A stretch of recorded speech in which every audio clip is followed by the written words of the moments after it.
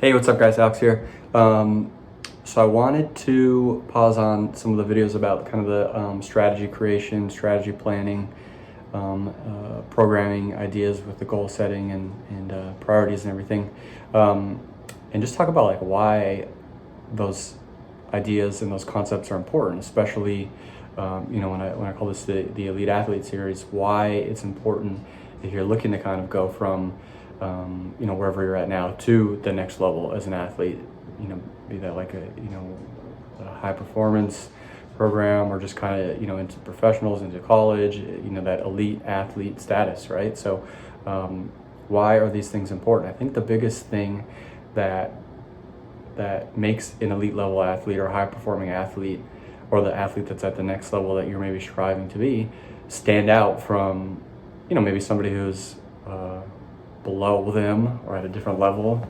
than they are, or striving to get to where they are, is these extra tools that they put in place that create a lot of efficiency within their life and within their program, right? So if let's take some of the visualization and goal setting strategies that we've talked about before.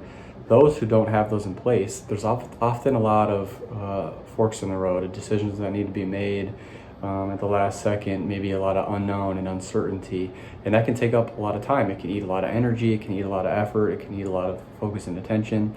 Those athletes that plan ahead and create these strategies in advance have a lot more efficiency on their path, right? So it takes away a lot of that clutter and a lot of that unknown and that uncertainty. So when we strategize, when we create a vision for ourselves, when we create long-term goals and break those down into short-term goals, and anything else that kind of comes with creating a strategy and a specific action plan in terms of a high-performance program or a return to play program, it streamlines things, right? So we have these steps that are kind of in place. And the thing I compare it a lot to, and we could talk about this in a second, why it's not always the 100% solution is, but I think it a lot to what we call periodization in strength and conditioning. So that's having these blocks or these chunks along the way with our strength and conditioning program, right? So a strength and conditioning coach might say, all right, this is an athlete's goal. They have 3 months to get ready for, the preseason to start, or camp to start, or whatever it is. What do we need to work on first, and what's going to help them, start to get closer to that game ready status, right? Or preseason shape, whatever it is. So they might break certain weeks or certain months into training blocks, and they might focus on general preparation strategies, or they might focus on conditioning for an X amount of time, and that might be capped by performance testing days, like 1 reps max, or lab testing, whatever it is, right? So it's kind of capped by this way that you're measuring progress along the way. And then you get into the next phase, and maybe you're doing maybe you're doing triphasic training, right? So you're getting to like an isometric heavy phase, or an eccentric heavy phase, or whatever it is.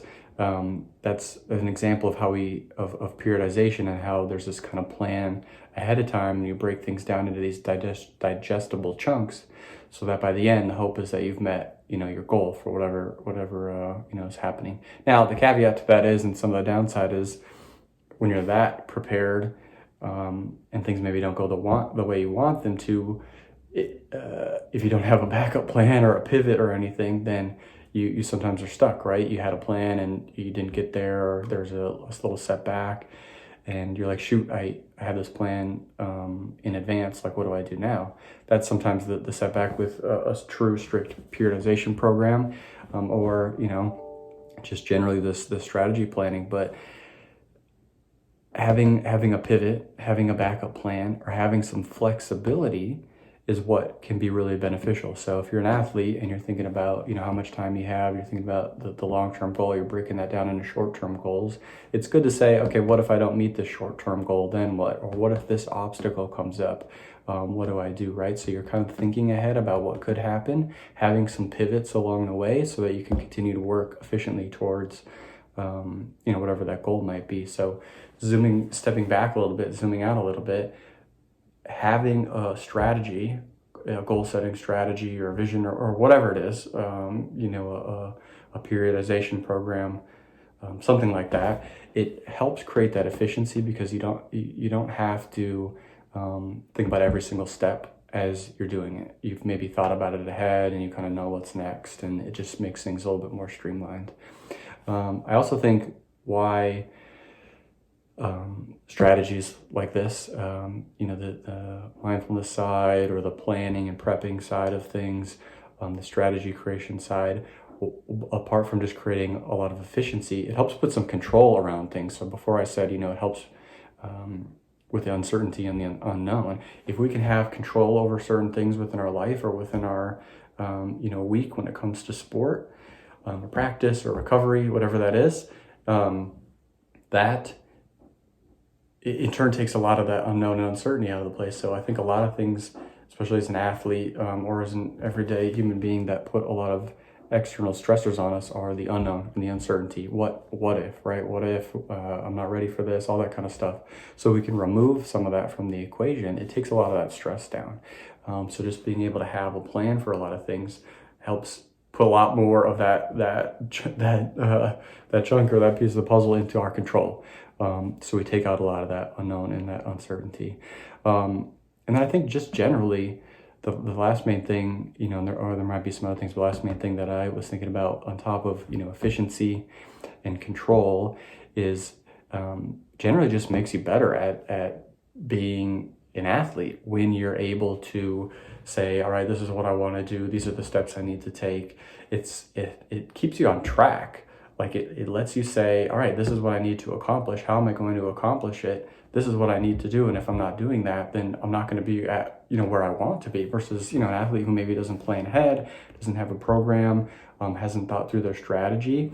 They might not know like how they should be pushing themselves and what they need to, where they need to be at in order to accomplish what their goal was. Right. So, an athlete that's been able to prep or plan, create a strategy, knows where they should be at along the road. So they know if they're behind or if they're exceeding what their expectations were, and they know that they're ready when that long-term goal hits or when the end of that short-term goal hits or whatever. So by having a strategy and a plan and creating some goals around that allows things to be kept on track and create that good progress and the feedback and the monitoring that comes along with it. So I think that's why these topics are really important for somebody that's looking to take their performance to the next level. And I also think it's what makes an elite athlete stand out from somebody who's maybe levels above them or trying to catch up to where they're at, is just having this efficiency, this control, and this guide or this measure of progress along the way. Really pays dividends. And that's why I think these conversations are really important, and that's why I want to continue to talk about some of these things and continue to break them down. But I just wanted to pause again and talk about why are these things important and what sets an elite athlete apart. So hopefully that's beneficial. Look forward to putting some more out. Otherwise, thanks guys, and stay tuned.